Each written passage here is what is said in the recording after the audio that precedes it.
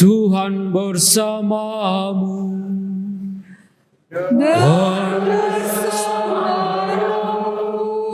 Inilah Injil suci menurut Yohanes.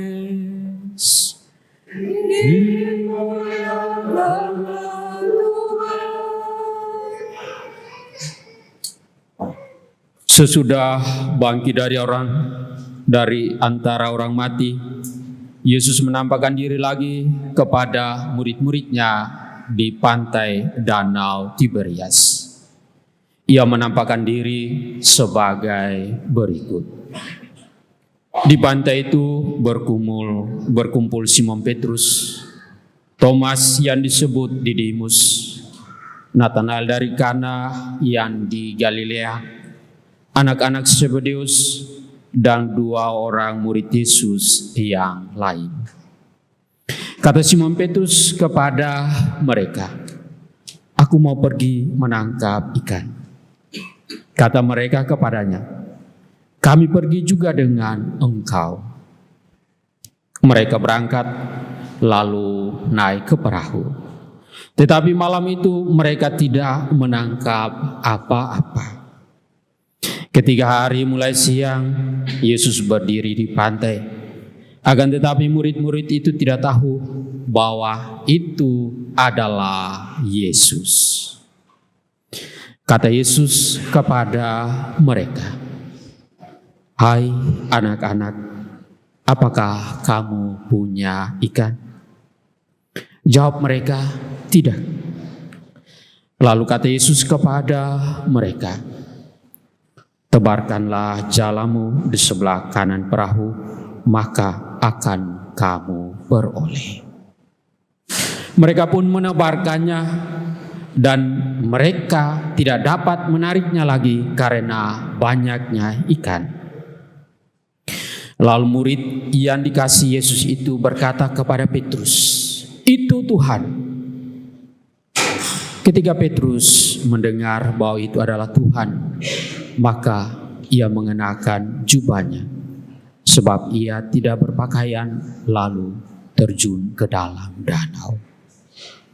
Kemudian murid-murid yang lain datang dengan perahu, karena mereka tidak jauh dari darat, hanya kira-kira 100 meter saja, dan mereka menarik jala yang penuh ikan itu. Ketika tiba di darat, mereka melihat api arang. Di atasnya ada ikan dan roti.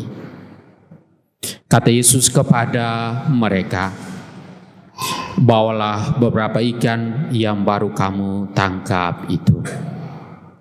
Simon Petrus naik ke perahu, lalu menghela jala itu ke darat, penuh ikan-ikan besar, 153 ekor banyaknya. Dan sungguh pun sebanyak itu, jala itu tidak goyah. Kata Yesus kepada mereka, "Marilah dan sarapanlah." Tidak ada di antara murid-murid itu yang berani bertanya kepadanya, "Siapakah engkau?" Sebab mereka tahu bahwa ia adalah Tuhan. Yesus maju ke depan, mengambil roti dan memberikannya kepada mereka. Demikian juga ikan itu. Itulah ketiga kalinya Yesus menampakkan diri kepada murid-muridnya sesudah ia dibangkitkan dari antara orang mati.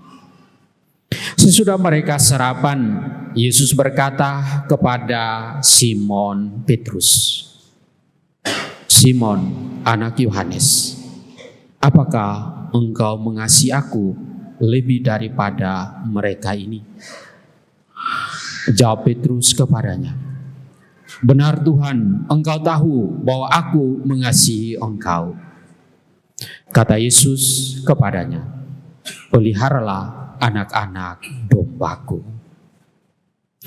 Kata Yesus pula kepadanya untuk kedua kalinya, "Simon, anak Yohanes, apakah engkau mengasihi aku?"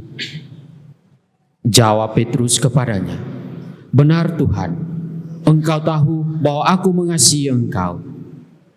Kata Yesus kepadanya, "Gembalakanlah domba-dombaku." Kata Yesus kepadanya untuk ketiga kalinya, "Simon, anak Yohanes, apakah engkau mengasihi aku?" Petrus pun merasa sedih karena Yesus berkata untuk ketiga kalinya, "Apakah engkau mengasihi aku?" Petrus berkata kepadanya, "Tuhan, Engkau tahu segala sesuatu. Engkau tahu bahwa aku mengasihi Engkau." Kata Yesus kepadanya, "Peliharalah domba-dombaku. Sesungguhnya aku berkata kepadamu, ketika masih muda, engkau sendiri mengikat pinggangmu dan berjalan kemana saja engkau kehendaki.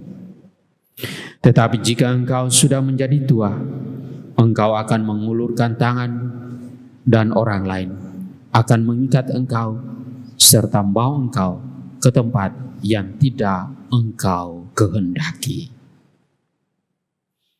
Hal ini dikatakan Yesus untuk menyatakan bagaimana Petrus akan mati dan memuliakan Allah. Sesudah mengatakan demikian, Yesus berkata kepada Petrus, "Ikutlah aku." Demikianlah sabda Tuhan. Terpujilah Kristus.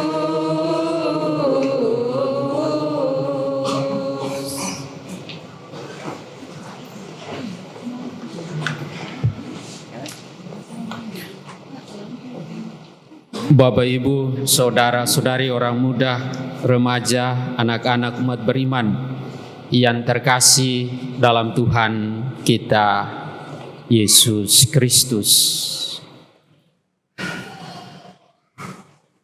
Peristiwa salib merupakan peristiwa yang sangat tragis, sebuah cerita yang mungkin pada saat ini viral. Tetapi peristiwa ini bagi para murid merupakan sebuah peristiwa yang sangat menyakitkan. Mereka kehilangan harapan, menyebabkan para rasul meninggalkan kehidupan mereka sebagaimana sebelumnya ketika Tuhan Yesus masih hadir ada bersama dengan mereka.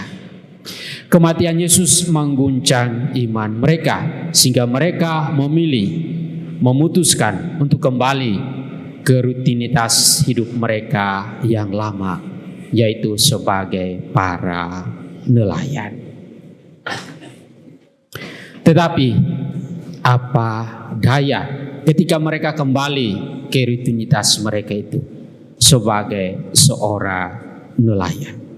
Meskipun sepanjang malam mereka melaut, mereka tidak menangkap apa-apa, tidak menangkap satu ekor ikan pun. Namun ketika Tuhan Yesus hadir dan menyuruh mereka untuk kembali menebarkan jalannya di sebelah kanan perahu, para murid mungkin kecewa, putus asa, protes karena tidak menangkap apa-apa, tetapi mereka mengikuti taat apa yang diperintahkan oleh Tuhan Yesus. Dan akhirnya mereka pun menangkap ikan dalam jumlah yang sangat banyak, melimpah tangkapan mereka. Saudara-saudari yang terkasih dalam Tuhan kita Yesus Kristus, peristiwa ini hemat saya mengandung dua pesan penting bagi kita dalam keberimanan kepada Kristus sebagaimana yang dialami oleh para rasul saat itu. Yang pertama, bahwa peristiwa setelah mereka memperoleh ikan yang cukup banyak. Ini bukanlah sebuah mujizat saja, tetapi sebagai simbol ajaran bagi kita semua bahwa sesungguhnya tanpa Yesus, tidak bersama Allah, segala usaha kita akan sia-sia. Ini menjadi permenungan bagi kita semua. Apakah dalam hidup kita, setiap usaha pekerjaan kita senantiasa menyertakan Tuhan? Apakah kita senantiasa mengandalkan Tuhan? Ataukah kita lebih mengandalkan kemampuan kita, harta kekayaan kita, kehebatan kita? Dan yang kedua, peristiwa ini juga menjadi titik balik bagi para murid. Menyalakan api semangat mereka, meneguhkan iman mereka untuk melanjutkan karya perutusan mereka. Di sini juga mau menunjukkan bahwa sesungguhnya Tuhan Yesus yang sudah bangkit, Dia tidak pernah meninggalkan kita. Ia akan senantiasa hadir, ada bersama dengan kita di waktu yang tepat. Cintanya selalu ada untuk kita. Yang diminta dari kita adalah setia dan taat kepadanya. Cintanya sempurna sebagaimana Ia menyediakan sarapan bagi murid-murid di tepi pantai setelah mereka keluar dari laut. Di sini santapan itu tersedia bagi kita dalam Ekaristi Kudus ini. Saudara-saudari yang terkasih dalam Tuhan kita Yesus Kristus. Dan Yesus pun bertanya kepada Rasul Simon Petrus 3 kali, apakah engkau mengasihi aku? Pertanyaan ini bukan untuk menghukum Petrus. Kita kembali mengingat peristiwa sebelum Yesus disalibkan. Bagaimana Petrus pun 3 kali dia menyangkal Yesus sebagai gurunya. Dan di sini 3 kali lagi Yesus bertanya kepada Petrus. Pertanyaan ini bukan menghukum Petrus, tetapi mau meneguhkan Petrus, memperbaharui iman Petrus, serta pemberian tugas, tanggung jawab, dan perutusan Petrus di tengah dunia. Saudara-saudari, pertanyaan ini juga sangat relevan untuk masing-masing kita. Apakah engkau mengasihi saya? Tuhan Yesus senantiasa bertanya kepada masing-masing kita.